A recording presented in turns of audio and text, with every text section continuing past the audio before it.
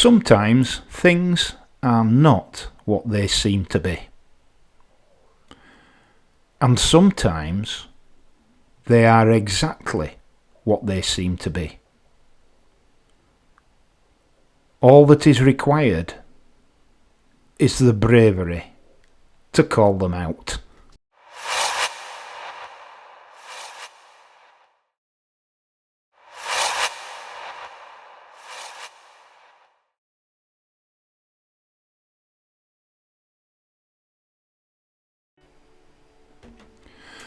I make no apology for a second follow-up to the video I posted recently on no-go areas for motorcyclists in and around our towns and cities. Having just spent a morning driving around Bradford as part of my part-time delivery job, I can confirm that there has been no change to a situation which, let's face it, has prevailed now for too many years. Once again, a highly defensive driving style was called for to protect against the dangers posed from cars blatantly disregarding red traffic lights, emerging at speed from side roads with no regard for oncoming traffic, driving at dual carriageway speeds in built-up 20 and 30 mph areas, and numerous other variations on a common theme of criminal recklessness. It was a 3-hour exercise in survival, even in the relative security of a transit van. On a motorcycle, you can forget it. You know, not long after that initial video was uploaded, I was contacted by a subscriber who brought to my attention an interesting document from the local force, West Yorkshire Police. The force which I was proud to serve for 30 years. And having read through that document and carefully considered its implications, I'm not so sure I'd be that proud now. Allow me to explain. The document in question is a letter from the Force's Data and Information Sharing Officer in response to a Freedom of Information Act FOIA request submitted to the Force on the 6th of January this year, 2025. As such, the document is in the public domain, so I am not drawing attention to anything not meant for public consumption. The FOIA request in question was asking for a breakdown of the numbers and annual cost of all staff employed in diversity, equality and inclusion posts, DEI, within the West Yorkshire Force.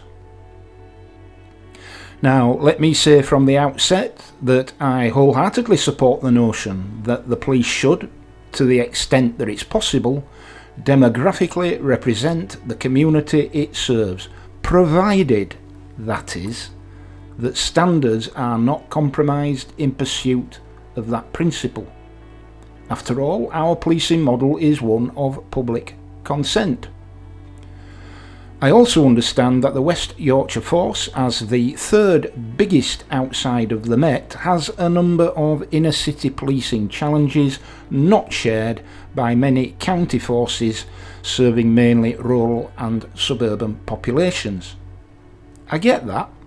I spent 30 years living and breathing this stuff on the streets of this county's big towns and cities. And I'm a big supporter of constructive diversity, fairness and equality, and an inclusive approach to policing, whereby all voices of reason, from wherever they come, find expression somewhere in the annual policing plan. I should also make clear, for the avoidance of doubt, that my loyalty to and respect for my brothers and sisters in arms on the overstretched blue front lines in this country and others is enduring and unbreakable. Period. There is an affinity woven into the DNA of all those officers who have served on the front line which transcends borders and even oceans. I identify more with retired and serving police officers here and in the United States, Australia, New Zealand, Europe, and pretty much the whole democratised world for that matter, than I do with any other job in what we once were allowed to call Civvy Street. Military colleagues will also understand this all too often unspoken and overlooked allegiance based upon years of lived experience. I need to labour these points because there will inevitably be some who will accuse me of sniping from the sidelines, having now retired from the job. And I do know that criticism of policing can be like shooting fish in a barrel, and that the complexities of providing an effective service will always leave some elements of society feeling short-changed. But, and it's a big but, occasionally something has to be called out for what it is, or at least what it appears to be. So having laid out the context from which I'm speaking, let's have a look at the document in question. So we are talking about a formal written response to a formal written request under the Freedom of Information Act, FOIA. I don't know who submitted the original request, but that's of secondary importance here. And to be fair, the response from the force has been a prompt one, coming as it did less than a month after the initial request. Just a caveat here, the salary costs listed do not represent the actual gross salaries enjoyed by the respective post holders. In reality, they will likely be around 2/3 of those headline figures. So, here are the current posts dedicated to diversity, equity and inclusion, DEI, and their annual cost. A head of diversity, equality and inclusion, £91,536 a year. Diversity, equality and inclusion manager, £57,252 per year. 3 diversity, equality and inclusion officers, each £45,924 per year. 2 administrative assistants for DEI and positive action, £30,912 each. 1 DEI comms and marketing lead, £53,412 per year. 1 diversity, equity and inclusion comms and marketing officer, £42,492 per year. 1 positive action temporary inspector uniformed, £94,272 per year. 1 positive action sergeant uniformed, £79,716 per year. 1 positive action progression officer, £45,924 per year. 6 positive action ambassadors, constables, uniformed, £59,844 each per year. 1 equality and diversity trainer, police staff, £45,924 per year. And 1 external provider, the final payment yet to be finalised, but currently £361,000 per year. So a total annual cost for the West Yorkshire Force of £1,131,861 per year, just for the West Yorkshire Force, and that's according to their own supplied information. And it should to my mind, be seen in the context of the overall competing demands for limited funding. The total force budget for the West Yorkshire Force for 2023-24 was £561 million. The force is reported as facing a funding gap of £17.4 million. Policing is part funded from council tax, which in Bradford is set to rise by 9.9% this year, potentially more.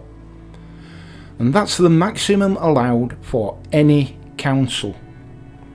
No doubt there will also be increases for the county's other 4 metropolitan districts. So of course every penny counts.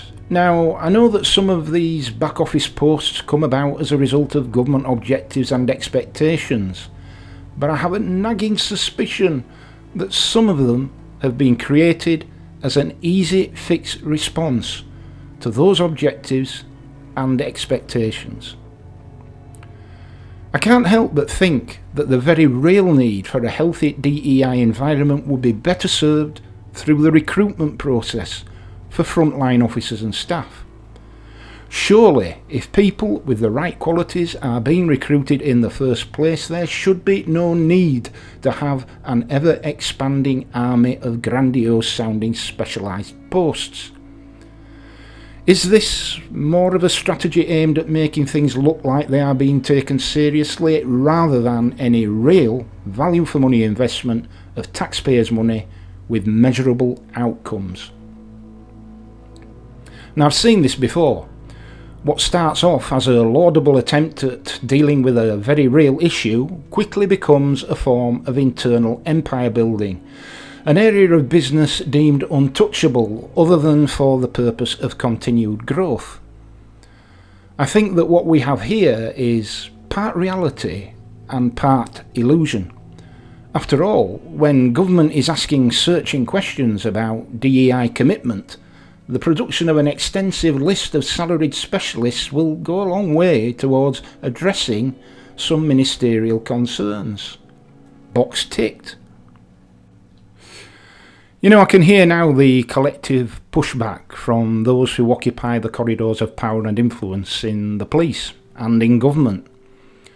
They will surely put up all sorts of so-called intellectual arguments extolling the wider operational benefits of having such a bloated bureaucratic structure.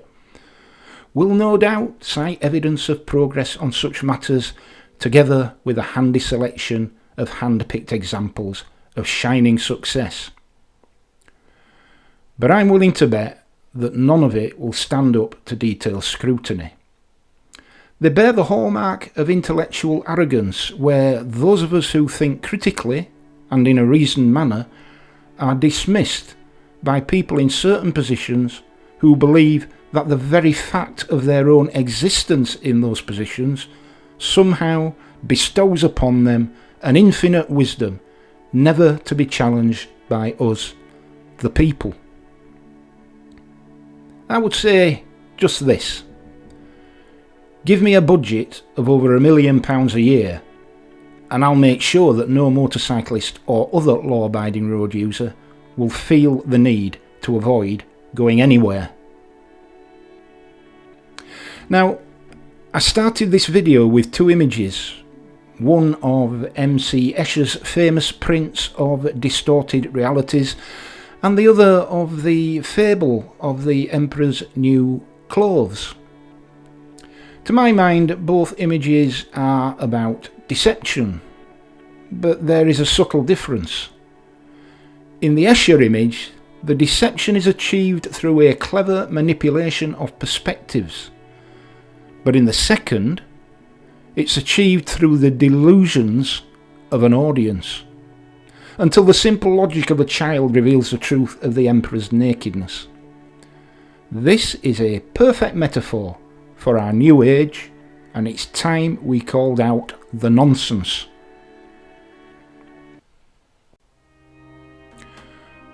One day, 2 conmen visit the Emperor's capital. Posing as weavers, they offer to supply him with magnificent clothes that are invisible to those who are either incompetent or stupid. The gullible emperor hires them, and they set up looms and pretend to go to work. A succession of officials, starting with the emperor's wise and competent minister, and then ending with the emperor himself, visit them to check their progress. Each sees that the looms are empty, but pretends otherwise to avoid being thought a fool. Finally, the weavers report that the emperor's suit is finished. They mime dressing him, and he sets off in a procession before the whole city. The townsfolk uncomfortably go along with the pretense, not wanting to appear inept or stupid, until that is, a child blurts out that the emperor is wearing nothing at all. The people then realise that they have all been fooled. The emperor is startled, but opts to continue the procession, walking more proudly than ever. Sound familiar? The Emperor's New Clothes by Hans Christian Andersen. I'll see thee.